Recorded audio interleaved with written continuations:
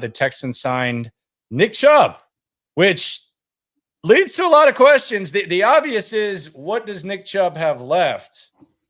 And then the other question is, what does this mean when it comes to Joe Mixon? That's something else that apparently he's not moving around greatly. I got a message from someone who was at the football camp. Apparently Joe is walking with a limp, eating steak and shrimp, minus the steak and shrimp, and he is in a golf cart. Okay, so hold on. He's walking with a limp, and he has to use a golf cart to get around all the time, or he was using a golf cart to get around because it was a big camp? Don't know. I think the context is important. Don't know. Limping. We heard the boot. Don't know. Well, 3 weeks ago, he was in a boot and his leg was falling off, according to Aaron Wilson. So, maybe this is an improvement. Yeah, but the Texans signed Nick Chubb. Is Chubb more about Joe Mixon, or is Chubb more about the guys behind Joe Mixon? Both. I think definitely this has been something that we've talked about. We've talked about running back depth, and we've spoken on how they really don't have much running back depth, and they've kind of neglected that for a while. I think the opportunity just kind of left them in the draft when it came to getting in that running back tier that we spoke on. But as a result of that, now we're talking about bringing in Nick Chubb. What's going to happen with Joe Mixon? What does it look like? For me, this kind of feels like perhaps maybe best case scenario, a better version of what we saw from Cam Akers last year. And some people will roll their eyes and say, how could you compare Nick Chubb and what he's been and what Cam Akers has been? Look, once you get below 3.5 yards per carry, there's really no point of return. Like once Adrian Peterson started getting in that range at about 29, it went tumbling down very, very quickly. And maybe even if he's not what he once was, because I saw the conversation with Ian Rappaport and McAfee yesterday. I was like, if he can be what he was 3 years, if he could be what he was 3 years ago, the Texans would have had no chance to sign him in June. He'd still be on the Cleveland Browns, and they wouldn't have drafted 2 running backs. Yeah, so that's a big if. But even if he's like a shell of his former self, he might sadly be better than what the Texans have behind Joe Mixon. Well, I mean, look, they did not have anybody that you could turn to as a lead back if Joe Mixon can't go. Because this is like Nick Chubb is not necessarily on the Texans to supplant Joe Mixon. He's there in case Joe Mixon can't go, because Chubb doesn't catch the ball very well out of the backfield. That's why you have Dare Ogunbowale or Woody Marks, or maybe both those guys, for third down running back situations. Like Chubb is here as an emergency for Joe Mixon, and maybe you spell him here or there in the offense and he's also here because he's better as that running back 2 option than Dameon Pierce and Woody Marks and Jawar Jordan and Dare Ogunbowale and everybody that you have as a running back. So the hope is, as far as if you have to put Joe Mixon on the field as your running back, the hope is that he's another year removed from a terrible knee injury and he's got a little bit more juice to him, because he never had less than 5 yards per an attempt in his life. And then he has 3.3 yards per attempt last year on a crappy Browns team. Now, look, the offensive line was crappy, but there also wasn't, throwback Nick Chubb moments from Nick Chubb when he was on the field. Like, he didn't have the same amount of burst. He didn't have the same amount of juice to his game. Like, okay, you get a little bit further away, and, I see him in the workouts and he's squatting, 600 pounds in the gym. Okay, that's great. Like, let's see what he's got on the field. It's not what it was. It's down. I think it's in the 5s now. Well, I literally watched him do it on his Instagram. It's like 595. So it's not what it once was. Oh, we're just going to say that 595 is not impressive anymore? Yeah, he squatted nearly 600 pounds. What a wussy. Like, again, if he's 75% of what he used to be, he's way better than everybody else they had behind Joe Mixon. I just don't know if he can get to 75% of what he used to be. Yeah. I'm a little bit skeptical about this. I don't think much of it at all. Well, the perfect scenario is that you never have to use him. Is that Joe Mixon and the third down running backs can handle most everything. The ideal time to put Nick Chubb on the field is when you're up by 21 in the fourth quarter. That'd be the ideal time to put Nick Chubb on the field. Yeah, that would be the ideal time. I just don't know if that's what's going to happen. I could easily see Nick Chubb not making the team. I mean, quite honestly, like I could see Nick Chubb being a non-factor. Yeah, if he gets out there and he doesn't have the acceleration necessary, and he doesn't have any level of speed close to his previous version, he's never going to be 2022 and before Nick Chubb again. Just how good of well, I mean that was a top 3 running back in the league. Yeah, like how good of he's a 4-time Pro Bowler, and he was having. I mean, he played one game and a few touches. He had some of the like a really good start to the 2023 season before his knee injury, but he's not going to be that guy. But again, 75% of that is better than Dameon Pierce. It's better than Ogunbowale. It's better than Woody Marks and anything else that the Texans have done. If they were super worried about Mixon, I would have preferred them to add somebody with a little bit more juice to him, like J.K. Dobbins. Yeah. I just don't think J.K. would take this situation. I think J.K. would probably – I think J.K. has enough to where he would look at Joe Mixon and say that guy's going to take a lot of carries for me. And that's the other thing with Nick Chubb. I don't think a lot of people were dying to sign Nick Chubb. Well, if you believe Diana Rossini, there were people dying to sign Nick Chubb, and he thought this was a good spot. Getting that from an agent. Like the agent is saying that there were other suitors.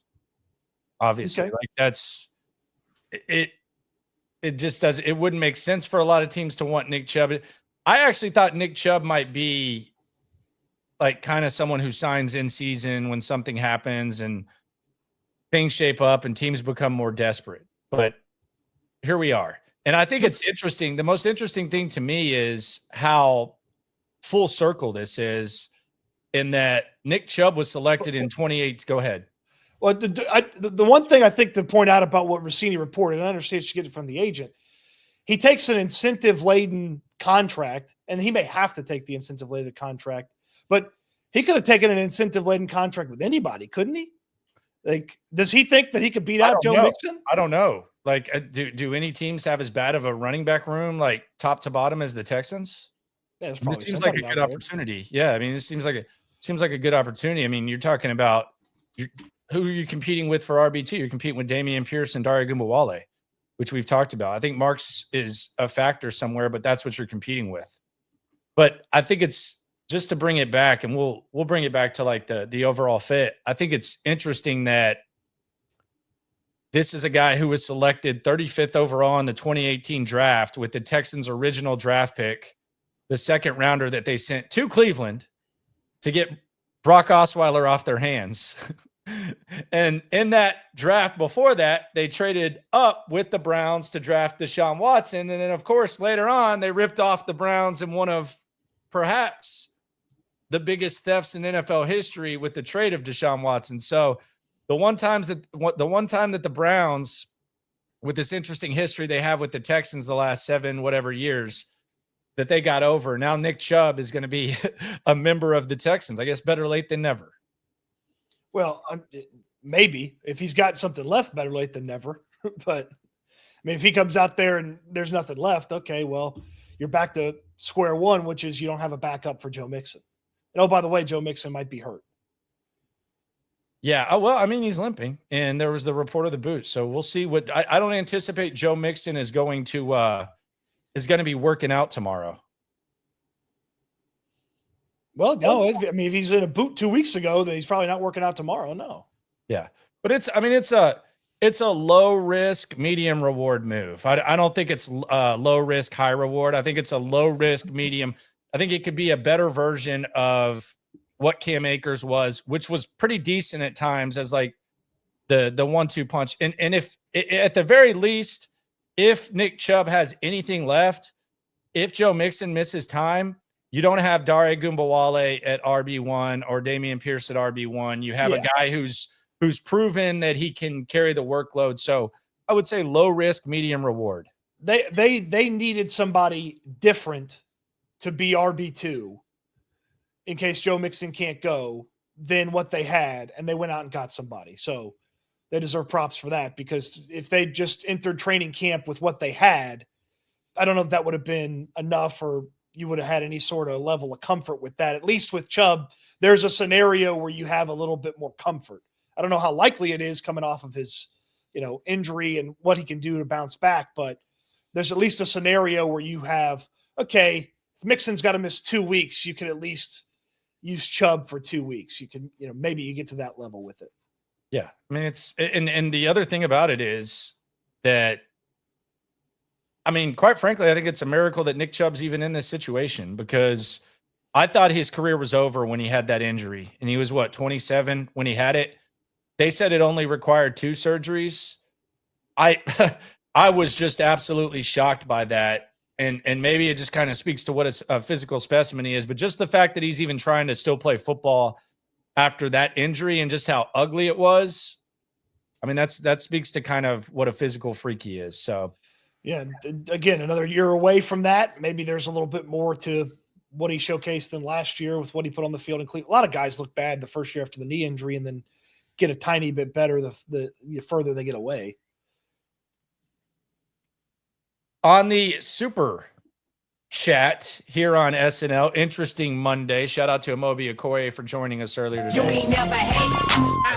Swarm. Jacob Hyatt says, much love to Amobi. How was it being drafted in the NFL as a child prodigy? He touched on that. Appreciate you. Thank you, Jacob. Logan says, have they officially signed Chubb to a contract?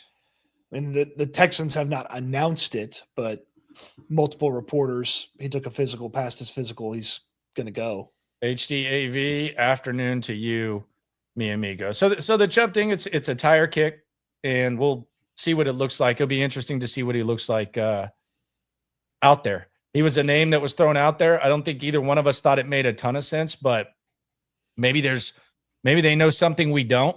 Do you think that it says anything about perhaps the system that Nick Caley runs, though, the running system? I mean, he's had some success in the Stefanski type of scheme, so maybe there's that kind of factor too. Maybe Nick Caley thought that he could figure something out with him, but who knows? I mean, I think this guy's better than the guys we had in the room behind Joe, so let's get him in here and see if he can figure it out. Yeah, and he's kind of their kind of guy. I know that I've never heard anyone say anything bad about him in Cleveland, like as far as being the type of guys they want. I'm also kind of intrigued. This might be kind of a nobody's talking about.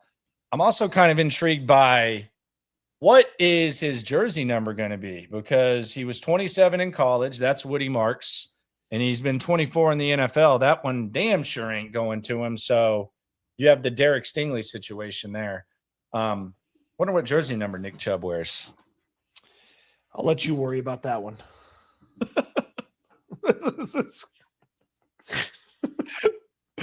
All right. He's going to come up off it, man. Were you going to get a jersey? Is that what you want to know? You want to go ahead and custom order it? No, I just want to this is just kind of the extra layer. Like, it just been used to him in 24. Remember him in 27, like what's he going to be rocking? All right. Well, can't wait to see. He's going to be out there tomorrow, though. Oh, yeah. He's got some catching up to do. He's going to look good compared to what they got. That's the other thing. Like, compared to what they got, I mean, especially in this format, he's going to look good. Well, he's going to look like Hercules compared to what was out there. It's not like Mixon and Dameon Pierce haven't been out there. Marks is, he's a rookie. J.J. Taylor's 4 foot tall. Jawar Jordan's not big. British Brooks isn't fast. Like, he's going to look like a superstar out there compared to those guys.